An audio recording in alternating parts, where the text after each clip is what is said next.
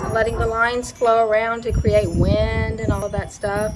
Maybe even be inspired by an activity. It can be simple, it doesn't have to be realistic.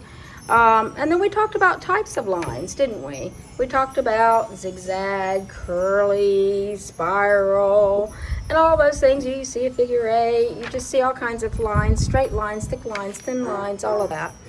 And we even talked about mark making a little bit, that you could have used anything from a pencil to do this, to colored pencils, to pastels, to crayons. This was all just done with kids' crayons. And some of them thick, some of them thin, but that was easy. Now we're taking that and we're inspiring a canvas painting. So with the canvas painting, I chose to do acrylics because they dry very fast. And you can see I've got a mess on my...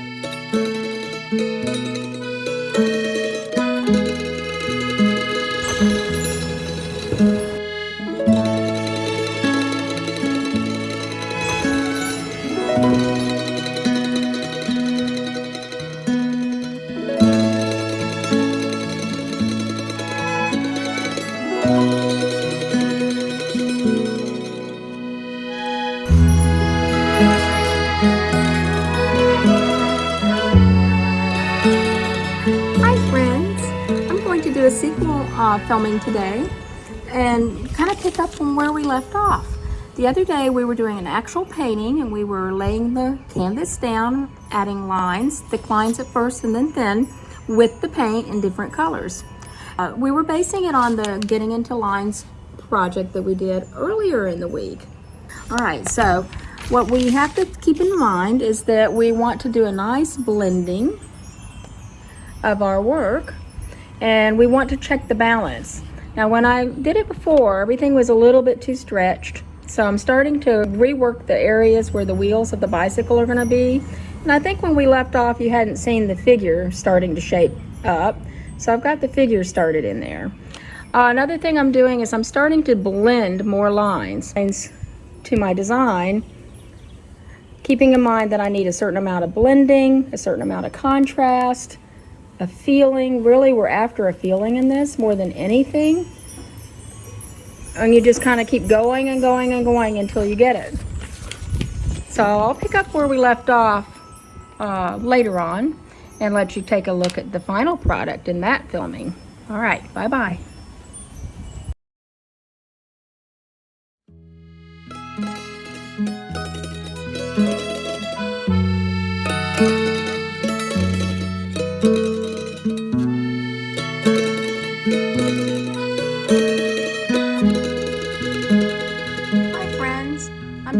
Final run on the paint with this painting, and as you look you can see that there's some areas that need to be enhanced.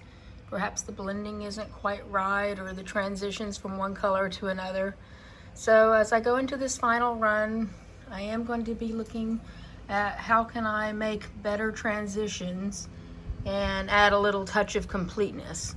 I will also check for the right amount of contrast so that everything really shows up well. In other words, lights and darks. Those are important. I don't have to use black for dark, and I don't have to use pure white for light. I can use light colors called tints, and I can use cool dark colors called shades. And that works out very, very well. All right, you guys have a wonderful